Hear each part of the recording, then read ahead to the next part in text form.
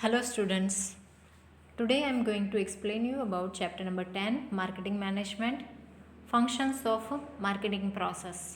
आगे हमने 1 to 7 functions देखे थे जिसमें प्राइस कैसे डिटरमाइन करनी है प्रोडक्ट की, वो प्रोडक्ट कैसी होनी चाहिए, that all gradation, marking, packing etcetera हमने देखा था. अब स्टोरेज ऑफ प्रोडक्ट्स, जो हमारी प्रोडक्ट्स है उसका स्टोरेज कैसे होता है. पैकिंग तो हमने देख लिया था, उसके पहले प्राइस डिसाइड करते हैं वो हमने देखा था. और अब स्टोरेज ड्यूरेबल चीज़ है तो नो मैटर, जैसे कि सीमेंट होता है तो सीमेंट का स्टोरेज, उसको हवा ना लग जाए, बारिश में भीग ना जाए, तो इसके लिए उसको स्टोरेज अलग करते हैं. और जैसे कि बेकरी प्रोडक्ट्स है उसका स्टोरेज अलग होता है. आयरन एंड स्टील जो है उसको रस्ट ना हो जाए, जंग ना लगे, इसके लिए उसको कैसे स्टोर करते हैं. वैसे ही डेयरी प्रोडक्ट्स है उसका स्टोरिंग कैसे करते हैं. So that different varieties of storage can be. यहाँ पर storage of the products, it is essential to place products in the market on the basis of the demand of the product. जैसे जैसे demand होती है उस हिसाब से market में वो हमारी प्रोडक्ट को प्लेसमेंट करते हैं. तो वैसे ही जब डिमांड ना हो तो हमें वो प्रोडक्ट को प्लेस नहीं करना चाहिए. जैसे कि वुलन क्लोथ्स की डिमांड सीजनल होती है, क्रैकर्स की डिमांड सीजनल होती है, तो वैसे जनरली उसका मार्केट सीजन के बिना नहीं होता है.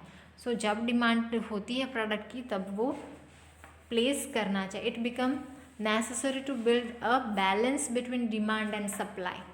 ओके, शॉर्टेज ना अराइज हो, नहीं तो फिर प्राइस हाई चले जाएंगे. And production is done on the basis of future demand. तो यहाँ पर खास याद रखना है कि प्रोडक्शन कौन से बेस पर चलता है. Production is done on the basis of future demand. भविष्य में कितनी डिमांड होगी तो हमें आज कितना प्रोडक्शन करना है. This results in the need for storing. तो ये सब स्टोरिंग करने के लिए ज़रूरी है. अगर स्टोर किया गया है, प्रोडक्शन करके ऑलरेडी स्टोर किया गया सामान है, तो वो हम डायरेक्टली डिमांड होते ही मार्केट में प्लेस कर सकते हैं. अदरवाइज अगर प्रोसेस बड़ा लंबा है प्रोडक्शन प्रोसेस, तो it takes time to place in the market, जब डिमांड होती है और शॉर्टेज हो जाती है प्रोडक्ट की. So while storing it become necessary to maintain the quality of the product. तो जब स्टोरिंग करते हैं तब वो प्रोडक्ट की क्वालिटी मेंटेन होनी चाहिए.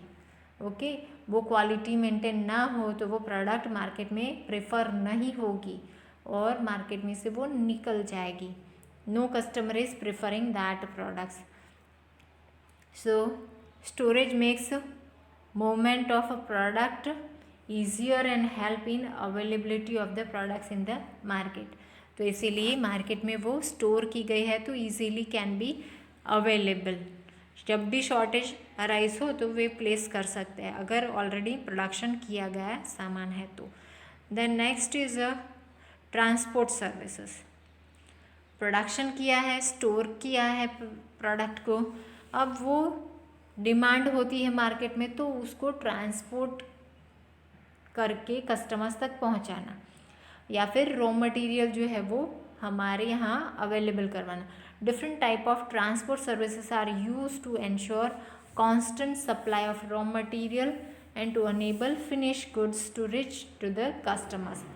तो हमें दो चीज़ों के लिए ट्रांसपोर्टेशन की ज़रूरत होती है. ट्रांसपोर्टेशन मीन्स गुड्स कैरियर जो होता है वो, और रोड, प्रॉपर रोड भी होने चाहिए. तो one is for the raw material purchase करते हैं तब, और हमारा फिनिश प्रोडक्ट्स जो है वो कंज्यूमर तक पहुंचाने के लिए हमें ट्रांसपोर्टेशन सर्विस की ज़रूरत पड़ती है.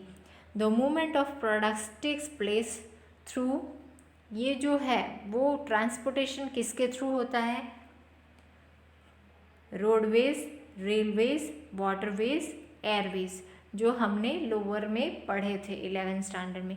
So that are the 4 means through which transportation is possible. Example दिया है, car manufacturing company transport cars in containers.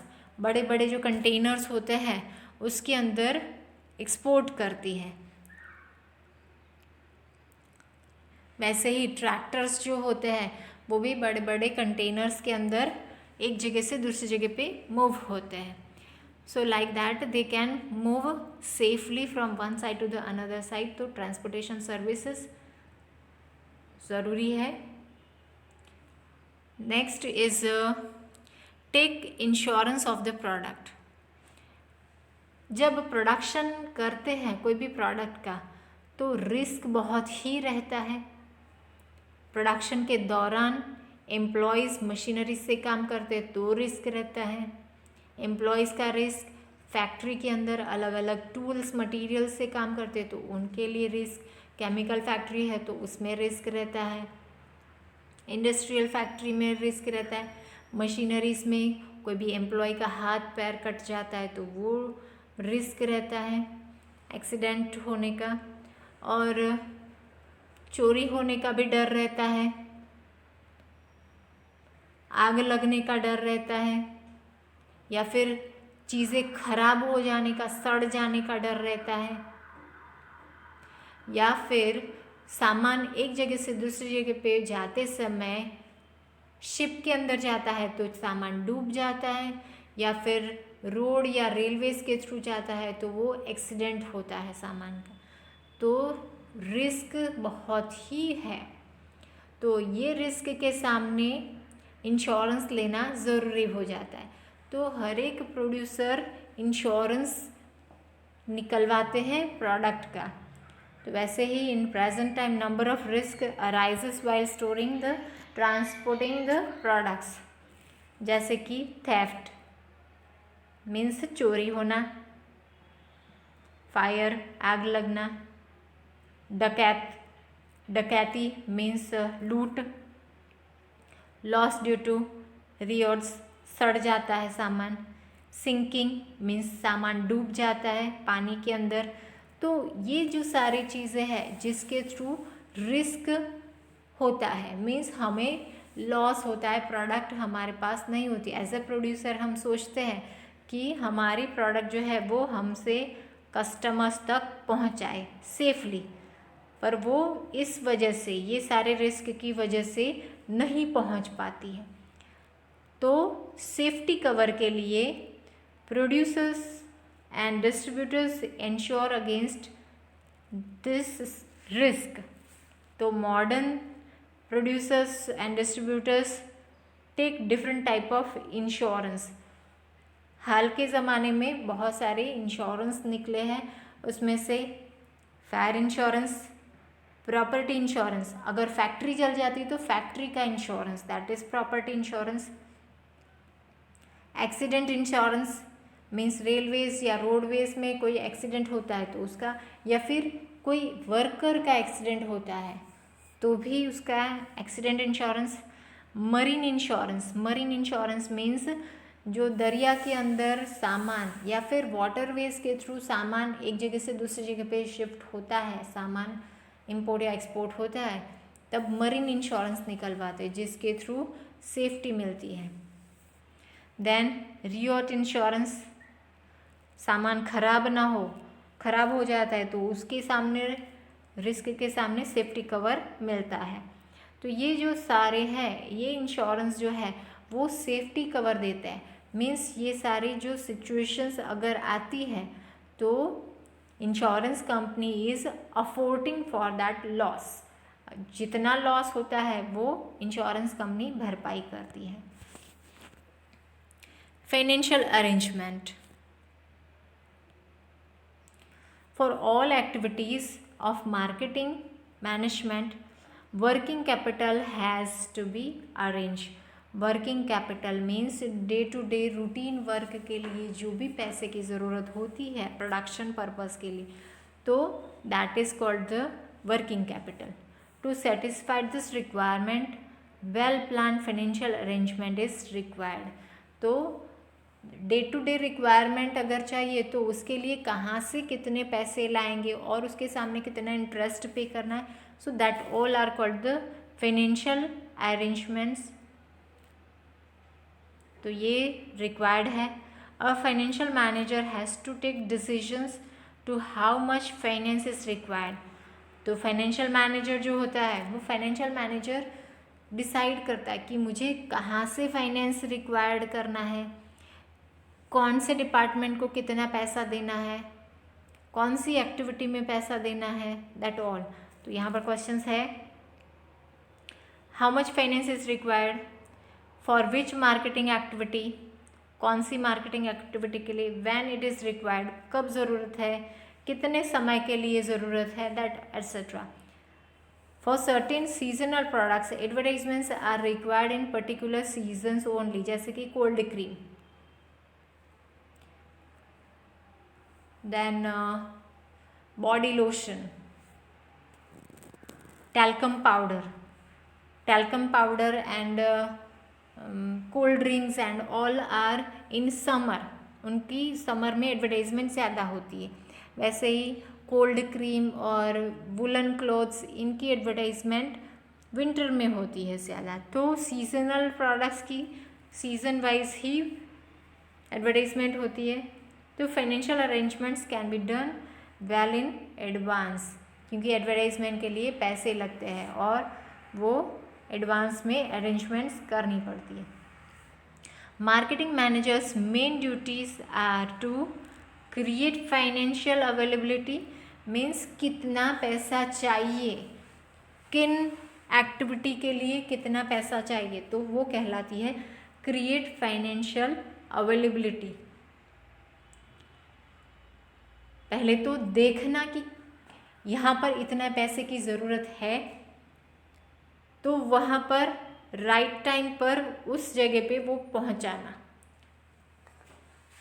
And organise advertisement campaign, और फाइनेंस मैनेजर जो है वो अरेंज करता है एडवर्टाइजमेंट कैंपेन्स,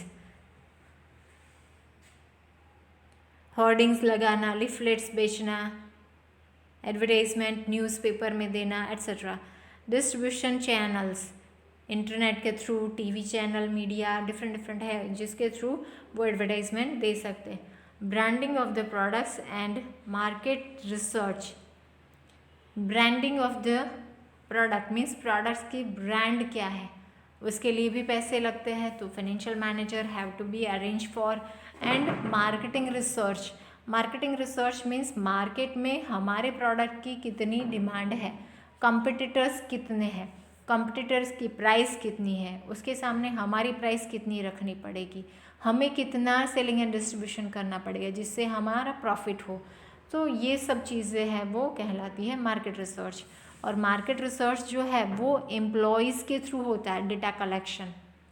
ओके, स्टैटिस्टिक्स में आपने पढ़ा था market research.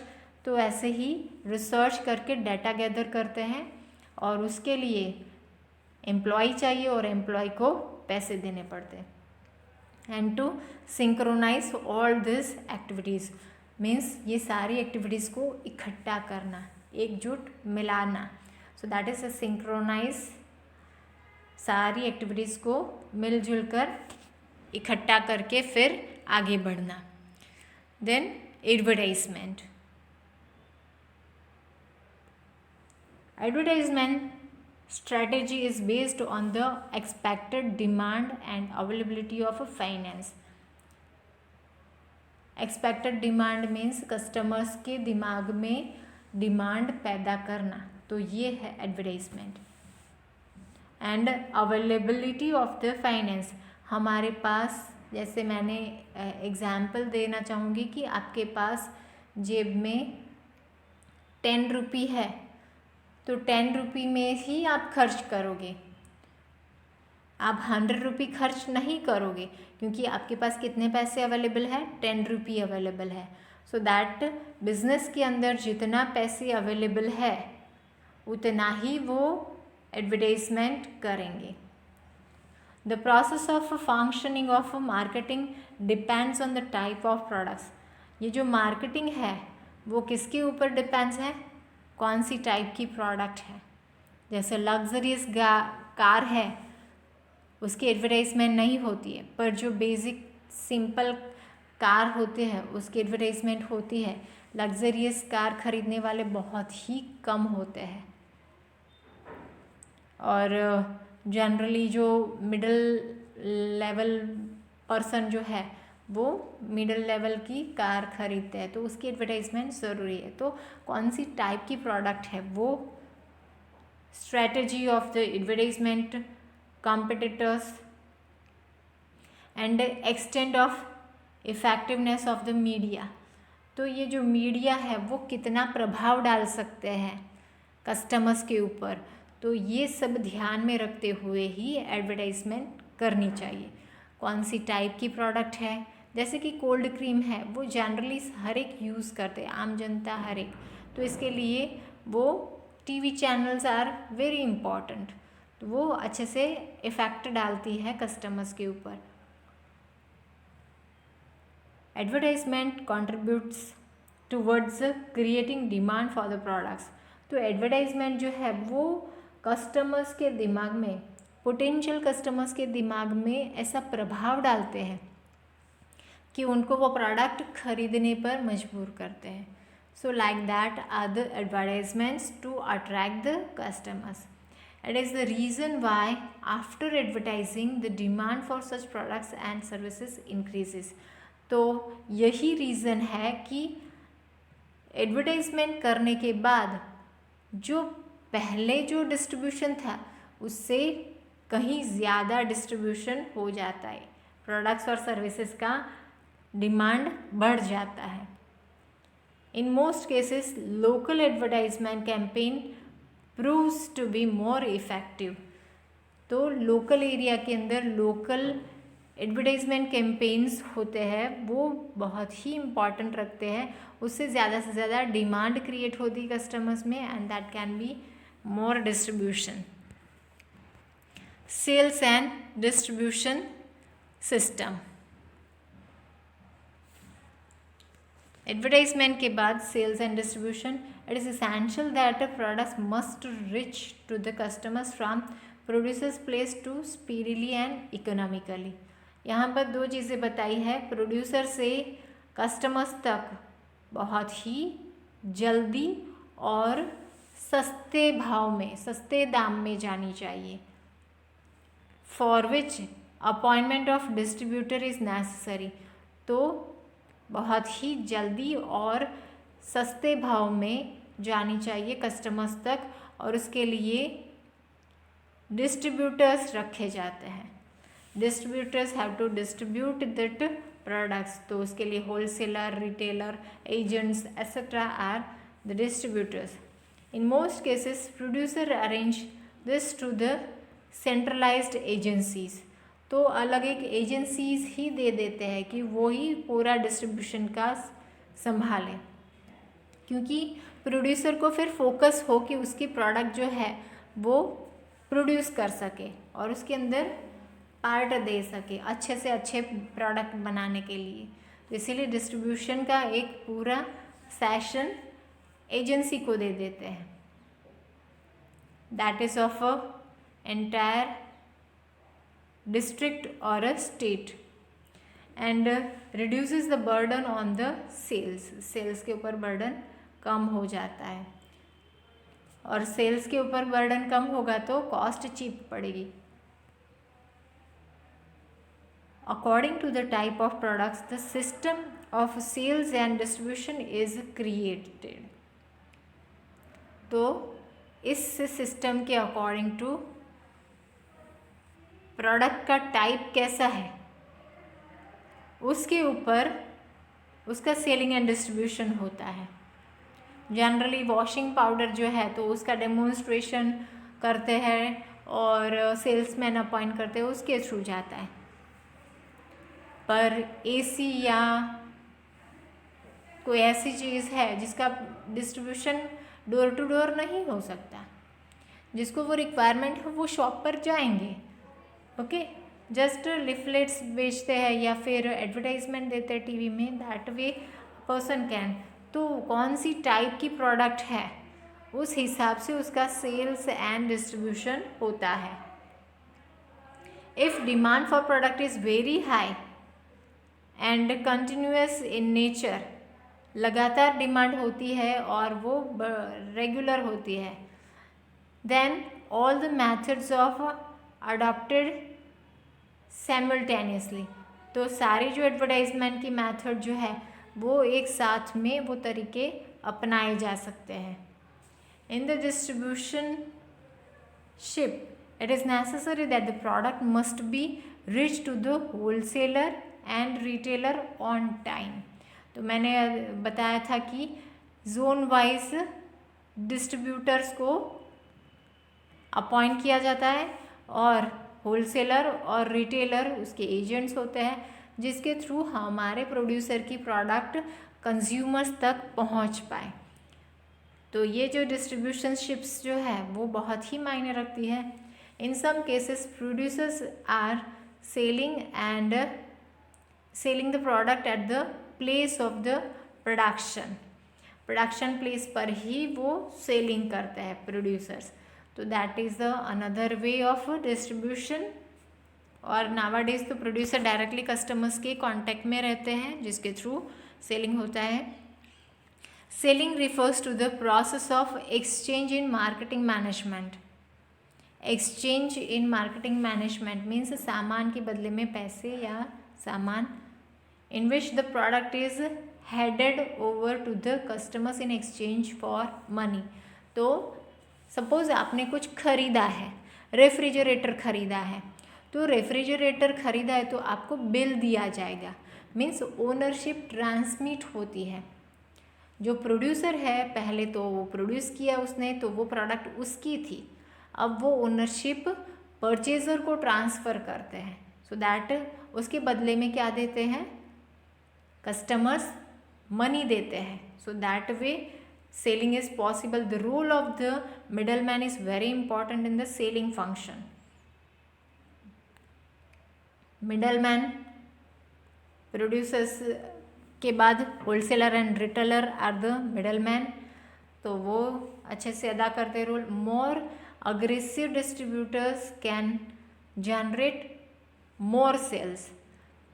more aggressive distributors means जो ज़्यादा से ज़्यादा प्रभाव डाल सकते हैं वैसे डिस्ट्रीब्यूटर्स कस्टमर्स जनरेट करते हैं और ज़्यादा से ज़्यादा सेलिंग करते हैं। Very often the producer directly sells the product to the customers. बहुत ही कम देखने को मिलता है कि प्रोड्यूसर डायरेक्टली कस्टमर्स को सेल करता है product. Person selling is the most effective form of selling। Personal selling means रूबरू जाना और सेलिंग करना, तो ये एक बहुत ही इफ़ेक्टिव वे है सेलिंग का। और 1 मार्क में पूछ सकते वैसा क्वेश्चन यहाँ पर भी है।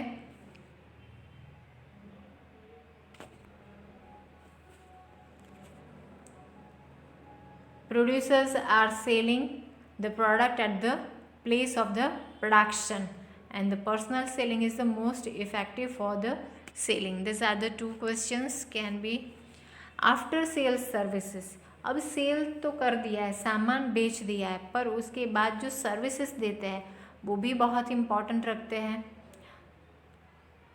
Marketing does not and with the selling of the product but it is include the